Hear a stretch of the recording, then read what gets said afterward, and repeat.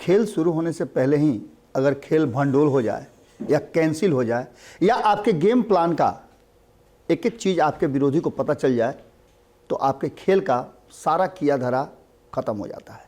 आप जीतने के लिए खेलते हैं, लेकिन ऐसी स्थिति में आपको वॉक ओवर देना पड़ता है। बिहार की राजनीति में भी इसी तरह की लड़ाई चल रही है और जो आमने सामने का गेम था उसमें सहमत में कहीं ना कहीं आगे बढ़ते हुए अचानक से बैकफुट पर आ गए हैं उपेंद्र कुशवाहा। हम ये बात इसलिए कह रहे हैं कि उपेंद्र कुशवाहा ने कुछ सवाल छोड़े थे जनता दल यूनाइटेड नीतीश कुमार के सामने और पार्टी के राष्ट्रीय अध्यक्ष ललन सिंह के सामने। उन सवालों का जवाब वो लगातार मांग रहे थे कि आखिर बताइए क्या डील हुई है। राष्ट्रीय जनता दल के साथ डील और विलय को लेकर के लगातार मुखर थे, जबकि इस पर और कोई नहीं बल्कि राजनीतिक गलियारे में चर्चा जरूर हो रही थी। उपेंद्र कुशवाहा ने बड़ी सधे अंदाज में इस बात को रखा था और उन्होंने इसके पीछे कई हवाला भी दिया था। यहाँ तक कि आपको याद होगा कुढ़नी चुनाव को लेकर के भी उपेंद्र कुशवाहा बहुत मुखर थे और इतना ही नहीं, जब राष्ट्रीय जनता दल के तरफ से सुधाकर सिंह ने मंत्री रहते हुए नीतीश कुमार को कटघरे में खड़ा किया, उसके बाद जब मंत्रिमंडल से इस्तीफा दिया उसके बाद से नीतीश कुमार पर लगातार हमला कर रहे थे और कई ऐसे शब्द बोले थे जो संसदीय नहीं थे। इस पर संज्ञान लेते हुए उपेंद्र कुशवाहा ने नीतीश कुमार का पक्ष लिया और ये बातें कही कि हमारा और उनका डीएनए एक है, हम नहीं चाहेंगे और हम कड़ा इसका विरोध करते हैं कि कोई भी नीतीश कुमार पर हमला करे। उसके बाद सेकंड फेज आया और सेकंड फेज में पार्टी बिखर रही है, टूट रही है, कमजोर हो रही है। इस बात को लेकर के उपेंद्र कुशवाहा ने एक मुहिम चलाई। इससे पहले उन्होंने नीतीश कुमार को एक सलाह दिया था, सुझाव दिया था और उस सुझाव में उन्होंने कहा था कि मैं आग्रह करूंगा कि मुख्यमंत्री जी एक एक करके कार्यकर्ता और पदाधिकारियों से मिले, जिससे कि वास्तविक स्थिति पता चल जाए। उनका इशारा कहाँ था आप समझ सकते हैं। अब इस इशारे को लेकर के हमने भी आपको कई बार खबरें बताई है। आरसीपी सिंह की बात कर लें या अन्य नेताओं की बात कर लें जो ये कहते हैं कि नीतीश कुमार से आप अकेले में कोई बात करना चाहते हैं, कुछ कहना और समझाना चाहते हैं, बताना चाहते हैं, तो ऐसा आप नहीं कर सकते हैं, क्योंकि नीतीश कुमार के इर्द गिर्द हमेशा एक दायरा बना रहता है, एक हायरार्की इसको नहीं कह सकते हैं। आप कह सकते हैं कि नीतीश कुमार को पूरी तरह से अपने गिरफ्त में, कब्जे में लेकर के कुछ लोग बैठे रहते हैं, जिसको भूंजा पार्टी भी आरसीपी सिंह कहते हैं और उनका कहना है कि आप कुछ कहने जाते हैं तो ये लोग वहाँ से हटते नहीं हैं और नीतीश कुमार इन्हें हटा नहीं पाते हैं। ऐसी स्थिति में जो चीज़ें कहीं ना कहीं पार्टी को दिक्कत देने वाली हैं, पार्टी को कमज़ोर करने वाली हैं, वो कोई नहीं कह पाता है। अपने मन की बात भी कोई नहीं कह पाता है और ये कहीं ना कहीं पार्टी के हित में नहीं है।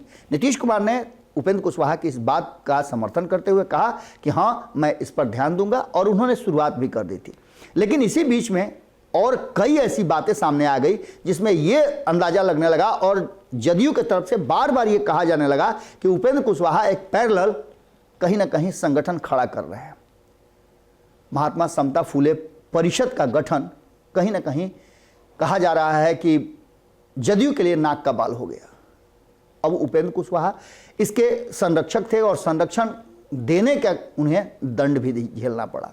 इन सारी बातों को लेकर के चर्चाएं तेज हो गई कि उपेंद्र कुशवाहा पार्टी को कमजोर कर रहे हैं। इसमें प्लस जो है ऐड किया गया कि जैसे आरसीपी सिंह भीतर ही भीतर पार्टी को कमजोर कर रहे थे और नीतीश कुमार को मुख्यमंत्री की कुर्सी से उतारने का जो प्लान रच रहे थे उसमें अभियुक्त थे, इसलिए उनको पार्टी से बाहर होना पड़ा और उन्होंने खुद पार्टी से बाहर होने का फैसला ले लिया। लेकिन उपेंद्र कुशवाहा ने जैसे ही हिस्सारी की बात की, उसके बाद से एक नया मामला सामने आ गया।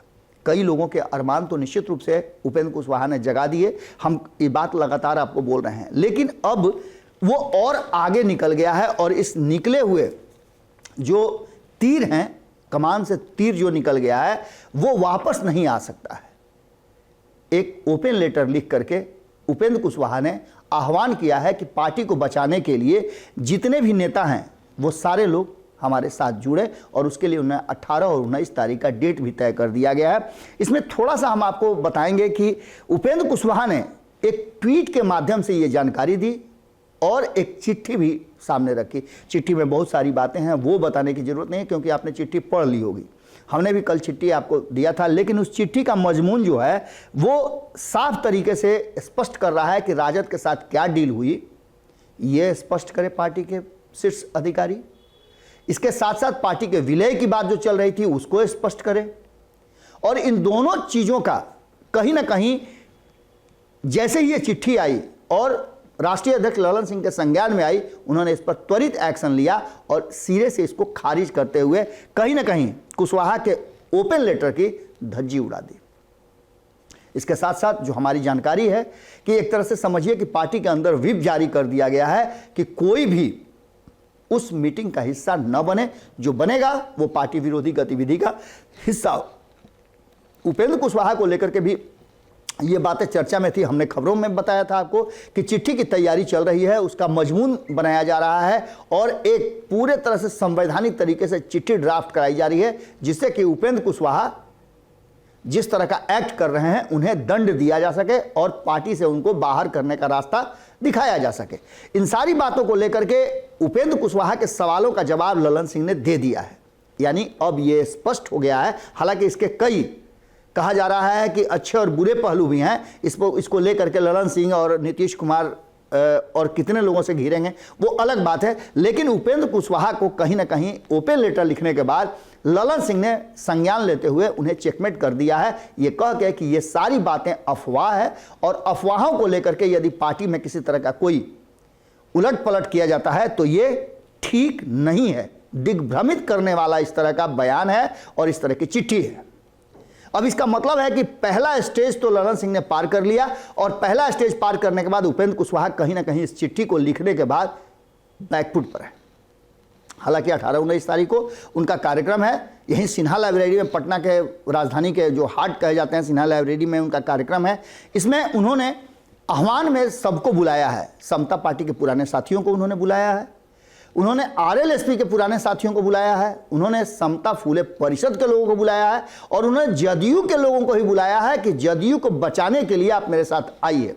लेकिन उससे पहले ही जिस तरह से उनके बढ़ते हुए डेग को अचानक से ब्रेक लगा करके ललन सिंह ने रोक लिया है, ये दर्शाता है कि कुशवाहा के ओपन लेटर की कहीं ना कहीं ललन सिंह ने धज्जी उड़ा दी और उसे पूरी तरह से भ्रमित करने वाला, दिग्भ्रमित करने वाला करार दिया है। अब देखना दिलचस्प होगा कि इस पर उपेंद्र कुशवाहा का क्या प्रतिक्रिया आता है, उनकी टीम किस तरह से रिएक्ट करती है और ये जो उनका पार्टी बचाओ मुहिम है तथाकथित रूप से, उसको कितना बल मिलता है, कितने लोग शामिल होते हैं। हालांकि हमारी जानकारी के अनुसार फिर से एक बार समता फूले परिषद एक्टिव हो गई है और वो बिहार भर से जो कार्यक्रम किया गया था जगदेव बाबू का, उन सारे लोगों को, जिन लोगों को कार्यक्रम का समन्वय करने के लिए बनाया गया था, उन सारे लोगों को कहा गया है कि वो 18-19 तारीख को पटना में उपस्थित रहें।